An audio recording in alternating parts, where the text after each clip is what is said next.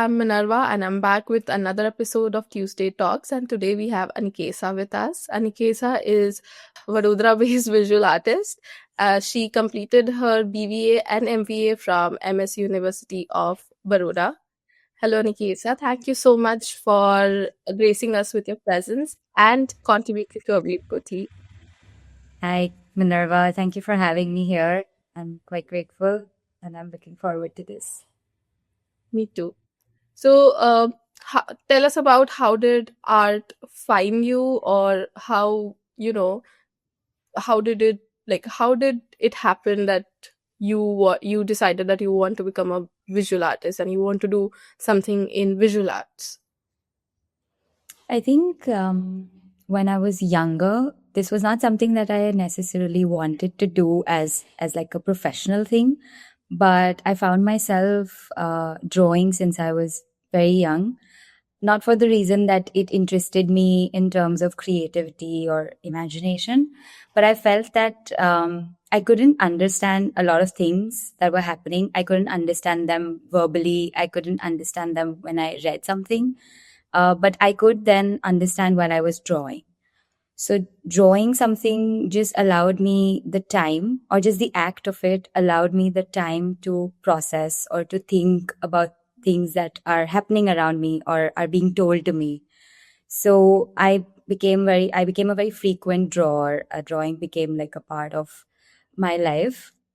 And only until I came in high school or something is when I actually started, when things became even more confusing. And I started finding myself drawing most of the time.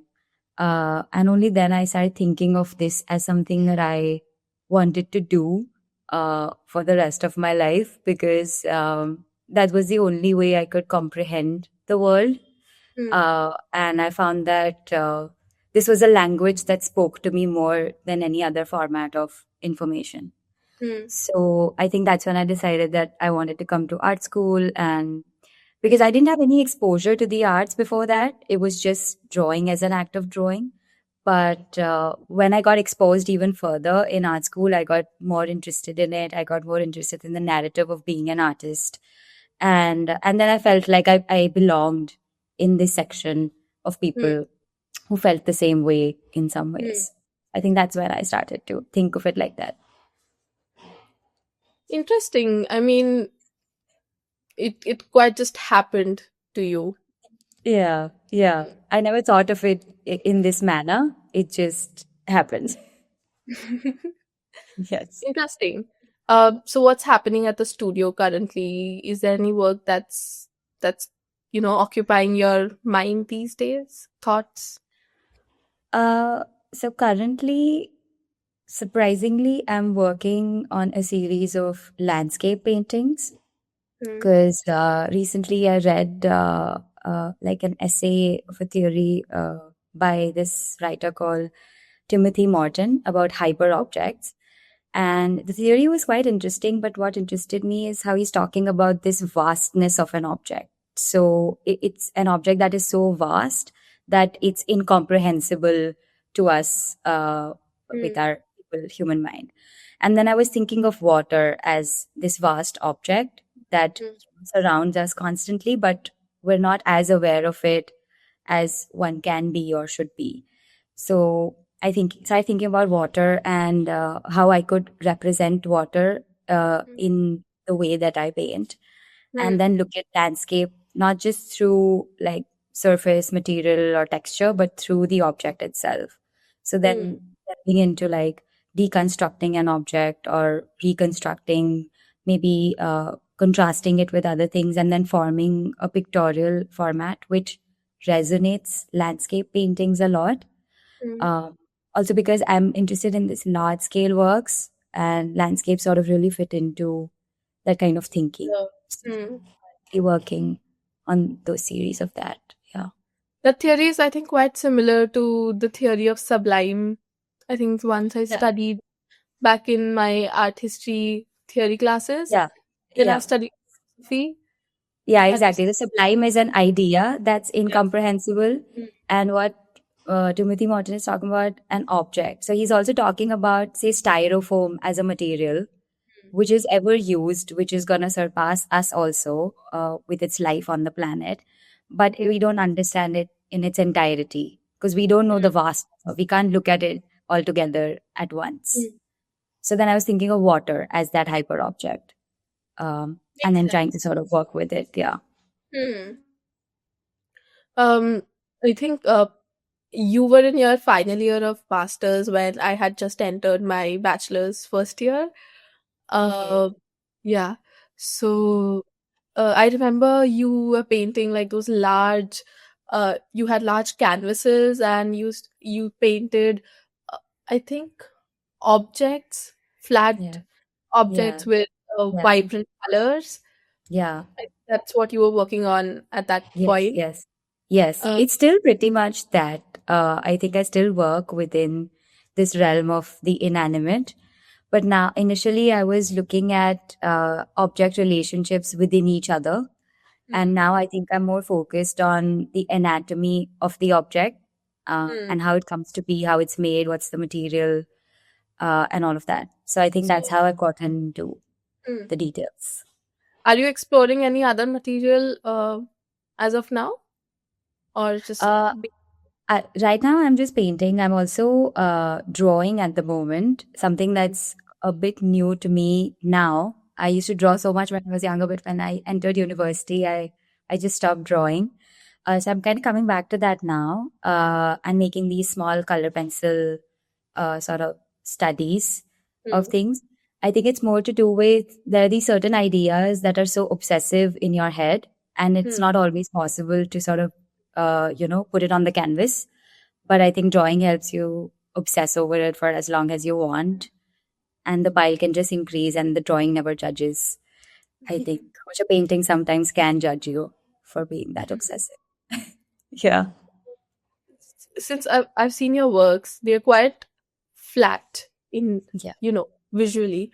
Uh, s- so I think is that why you use acrylic paint for that flatness and opaqueness? Like, why do you use acrylic and not any other medium for it?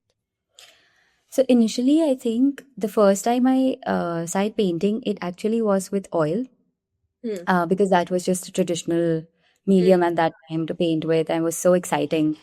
But with time, I think I realized with the kind of vibrancy or the kind of clean cut lines that I wanted the object to have, these contours, that was not possible with oil as a medium. I think oil was so transparent and translucent, and I also felt like oil had a certain life of its own, Hmm. which then changed the format of the painting altogether. Hmm. I Which think actually flatness is something only acrylic can yeah, give. yeah, yeah. I also feel that acrylic doesn't have many personal properties as such as a color. It can mold itself to however one wants to use One it. point. Hmm. So I think acrylic really helped me build up Hmm. the language that I wanted to build. Back in my bachelor days, I used acrylic as well. So I used oil in my third year, and in our second year, I was introduced to oil painting Yeah. and those object studies. Yeah, yeah, still life. Yeah. And then I think I was like, oh, oil is my medium. I'm loving this. Oh, I love this. And in my third year, I started oil painting. And 2 महीने तक मेरे painting हो ही नहीं रहा है क्योंकि एक तो It's वो a मीडियम slower है medium. Yeah, it's a slower medium as well मतलब I than could oil. only produce a few number of works in one semester and उस jury में Yeah. मुझे इतनी डांट पड़ी है that Oh, are you showing these works for your jury? I'm like, but I'm painting with like, oil and I cannot produce more works because yeah. you keep on layering it. I mean, I was not getting what I was visualizing. Yeah. I was also working with landscapes and oil, and I was studying about impressionism, and I was like, oh my god, Monet, it is. I don't know what link Lovely. point. Monet is really enticing. That dude really sucks you I mean, in his world. I think every visual art student who studies impressionism once has that phase where they Yeah, they landscape. obsess over Monet a lot. I swear. Yeah. And I then also think oil as a medium, when we're in college, because we learn it, but as you progress with it, you also realize it's not the most logical medium for various reasons I in the think present context. it's a very traditional, as you said, traditional medium, and it is, Yeah. I think it is where it is supposed to be in Yeah. olden times. Yeah. Because Yeah. nowadays, of we are also expected to produce a number of works. Yeah. Wherein, I mean, when you're in Yeah. university, of course, Yeah. not when Yeah. practicing independently. But Yeah. I think after that point, I was like, okay, I need to work logically now and keep aside my obsession with oil and landscape. And that's when I started using acrylics in my uh, like another semester of third year. And that's Okay. when I was able to produce a number of works which it was acceptable.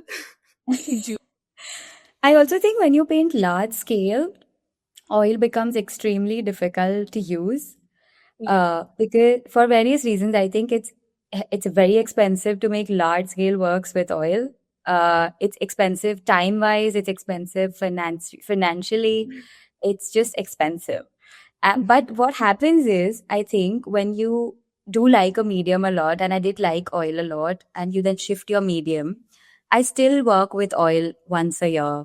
There'll be like a set of paintings that I'll be doing with oil, which doesn't very clearly resonate with my acrylic practice. It looks Just for your starkly, but thing. yeah, because I just love the medium a lot, and I may not be equipped to use it the way I want to use it as of now, but I still make like smaller paintings with oil. So I'm just letting you know that you'll keep on coming back to it if you like the medium a lot. That's not like completely gonna go away. मेरे उस jury के बाद मैंने oil painting को छुआ लिया पता है मेरे सारे ऑयल पेंट ब्रश ऐसे ही पड़े हैं घर के मैंने छुआ नहीं ऑयल पेंटिंग को उस जूरी के बाद I do not want to do this You're like that done was with it now. the of 4 years of my life Traumatized you, I think. as well. Hmm.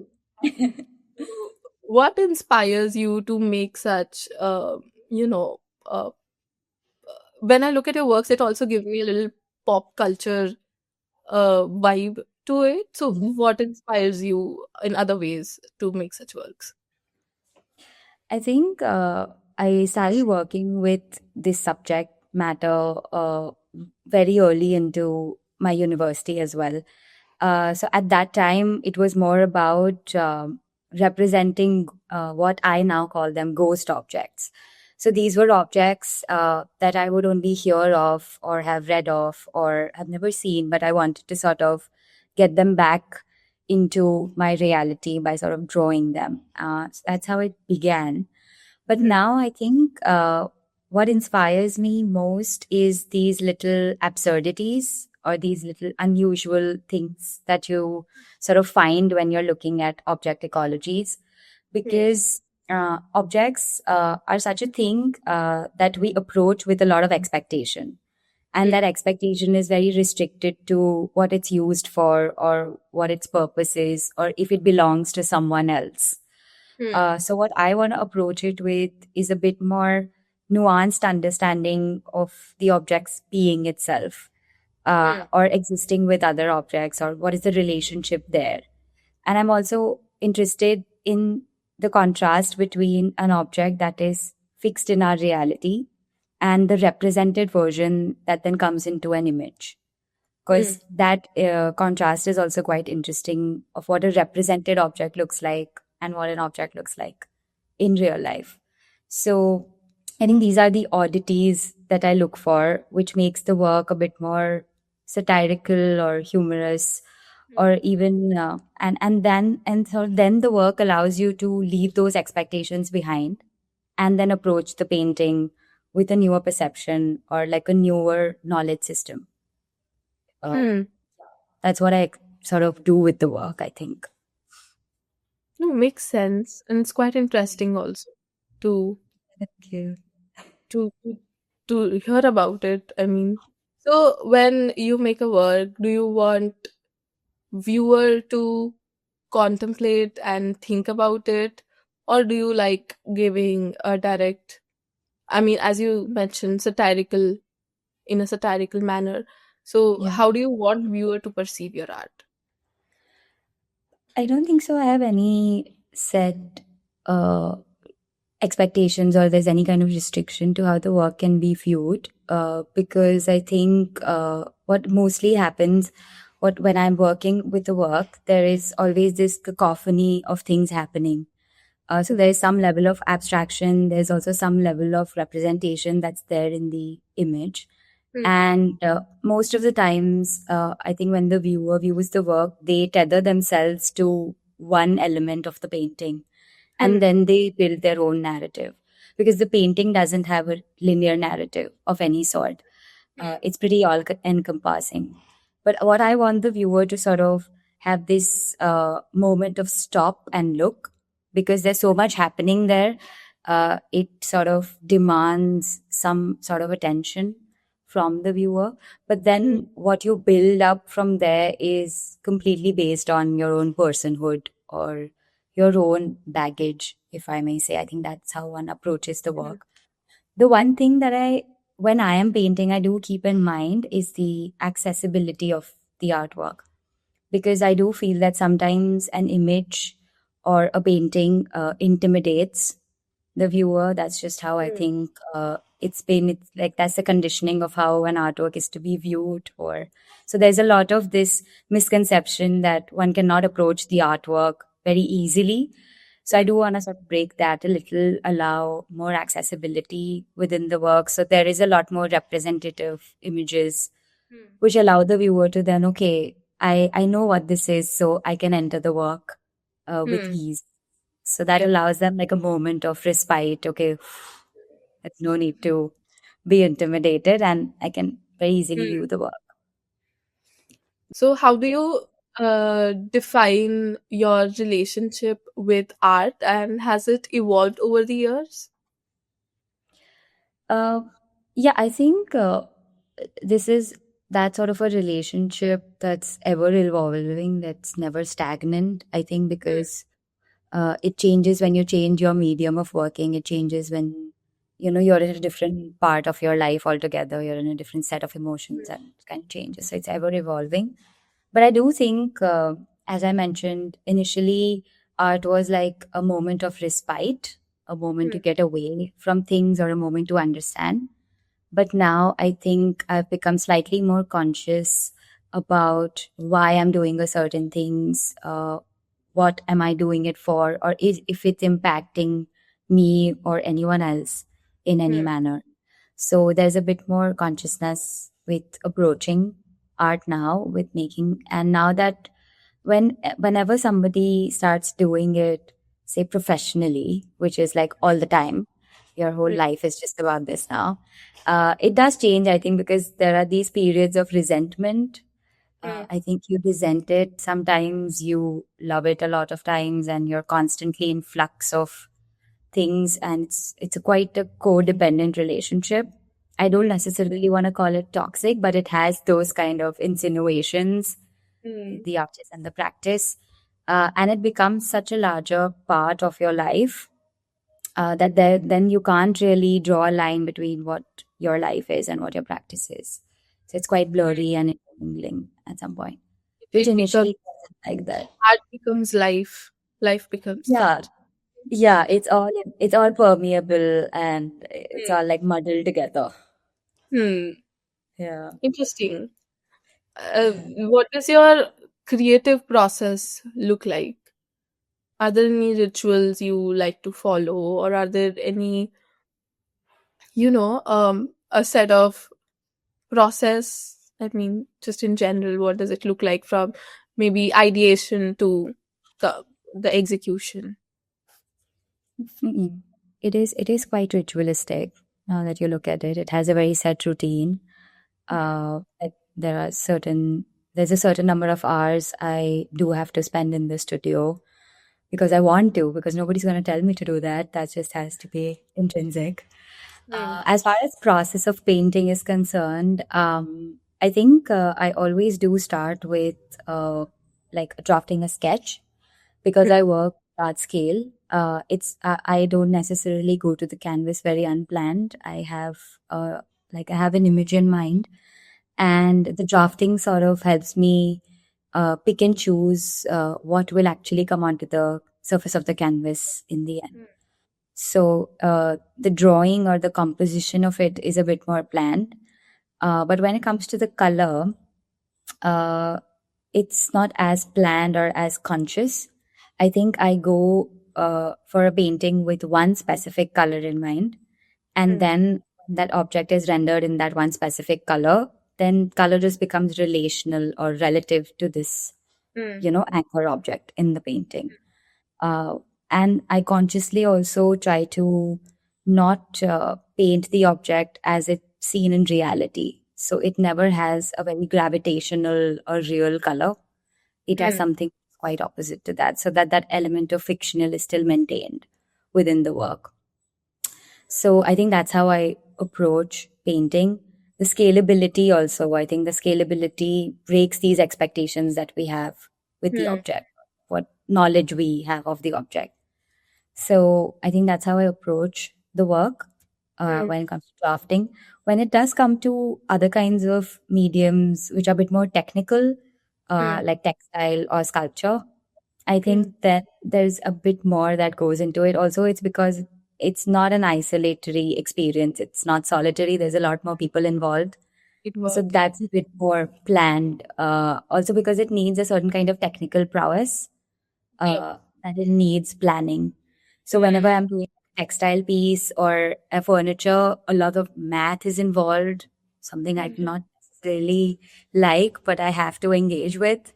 A lot of pre-planning is involved, a lot of experimentation, maquette making, and something that never happens with a painting. But yeah, so that's a bit more exciting in some manners because you are approaching a medium that you know nothing of, and you can approach it with however you want to do it. So that's exciting sometimes. This reminds me of back in college. My artworks were quite related to patterns and geometry. It included a lot of geometry. So there were a lot of, because when you work with patterns, it's like you have to follow when you're painting that. If you miss, the whole thing is going to, just It looks a bit off then if you miss something. and when I used to paint those patterns, it it was so confusing after a point because every pattern looks same. You're just following a rhythm of colors, and there were a lot of times that I used to mess up in that pattern thing. And fortunately, I used acrylic, so it was easier to paint on it again. It's a Right. forgiving medium. Yeah. So, what's one piece of advice you'd like to give to young artists who are entering the industry? I don't know if I'm in a place wherein I can You give are. advice to people, but I think the one thing that has continuously helped me and will help me further as well is very simple. It's just to be in the studio. And by being in the studio, I don't mean that one has to create constantly. That's not possible. But as I said, the studio and the artist and me, that is me, we have a codependent relationship. I think the studio can't survive without me, and I can't survive without the studio. So studio is that sort of a space that needs you and you need it. So even if you're not painting or creating, I think it's important to be at the studio, even if it's for just eating, or you're going to read something, or maybe watch a film here, or maybe you're going to host some people here, however. But I think that daily entering of the studio is something that helps you be in that space wherein you're constantly stimulated mentally, something that I think artists need is this mental stimulation. And just by being here, that allows you to do that. And I think the second most important aspect, and this is also something that I've realized quite recently, is talking about your ideas or talking about what you're working or Yeah. talking about what's happening at the studio. It's because sometimes you can completely get tangled up in your own head, because you're gonna it's as I said, it's such an isolating act, and I Hmm. do feel that it's necessary to be, isolated when you're working.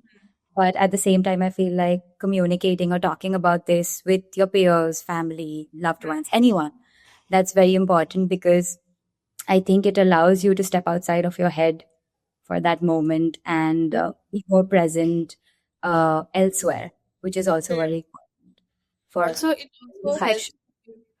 a new or a fresh perspective on your work, Yeah, yeah, because I did not understand this at that point when I was in college, but now that I think of it in retrospective, now I understand how important the studio time back in college days was, because you are in the studio, there are other people who's working with you.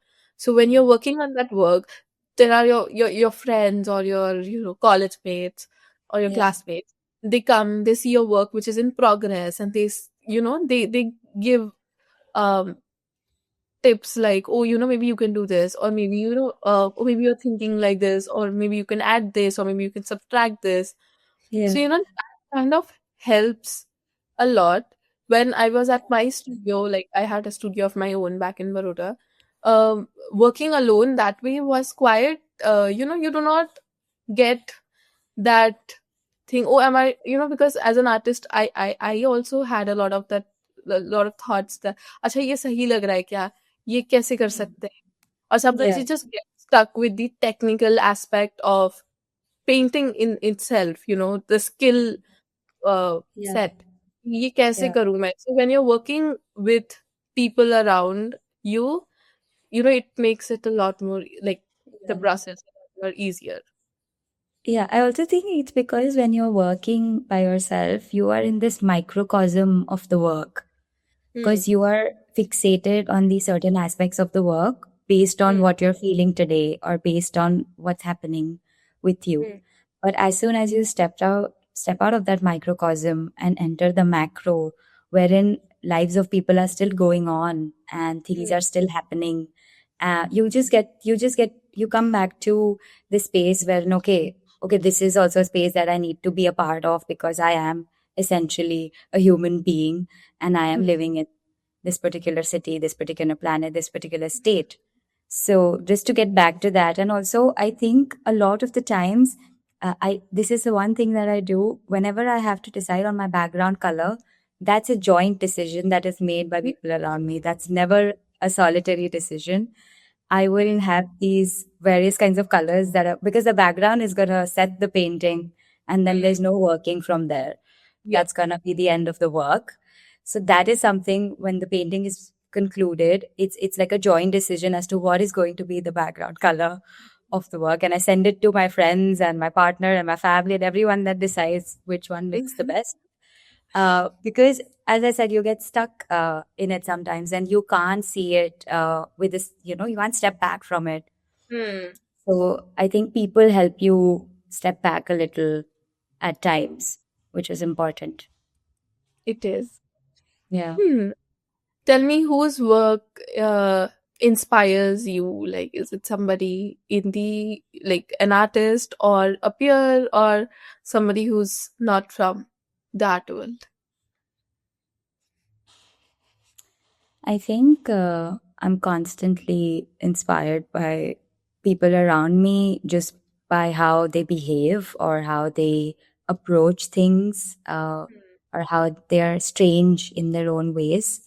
But when it comes to like visual artists, surprisingly, I am very, very inspired by figurative painters, and figurative painters, especially, who will place the figure in such a strange, unexpected setting, Hmm. wherein there are no societal expectations or norms or rules. Hmm. Like artists like Sasha Gordon or Salman Toor, Hmm. just the way of how they make a painting, also the way they're approaching the image. But Hmm. one artist that I really, really constantly look at is Bhupen, just for the fact of how he approached painting altogether. I think Hmm. his approach was so straightforward, so nonchalant.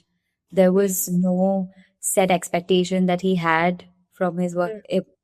If you see his work, it seems like he was such a confident person, Hmm. which is not the case. But when he painted, he was so confident with his image. And I think it sort of inspired me to look at, I think even if you have like various obstacles or various things that are maybe not going your way, I think painting helps you maintain that kind of sanity wherein Hmm. things do go your way for once and it does happen how you wish for it to happen, how you want it to happen.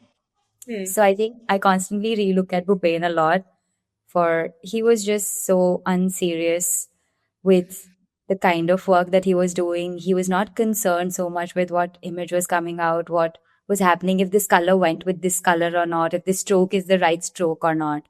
He Hmm. just approached it with that kind of a frame of mind, which was so freeing. Hmm. Uh, I am not in currently, but I do aspire to be in it a little bit more freer with the work. But yeah, I think that inspires me quite a lot. Interesting. Yeah. And lastly, tell me, what do you like to do when you're not at the studio creating artworks? What else do you like apart from that? I think when I'm not working, I am usually either reading. I read quite a lot. I'm an avid fangirl of fiction and like absurdist fiction or science fiction or even philosophical fiction for that matter. So I do read quite a lot of those books. That also helps me, because when I'm not creating, I'm still thinking. So that helps me navigate the whole thought process that is going on in my head. Hmm. And second, I think I do watch a lot of films. I love looking at films. I think it gives you this very theatrical, dramatic insight into a life that's being lived. Hmm. And I like that format of viewing that life, which is through a film. I quite enjoy that. But I think most of the time when I'm not working, I'm just taking care of my dog and being with my dog. Oh, you have a And have oh. Yeah, I do. He's been with me for quite a long time. He's 17 now.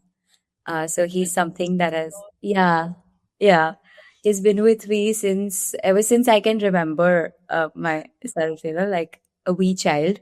But he needs a lot of attention now because he's very old and he is a frequent visitor at the studio. This is his second home.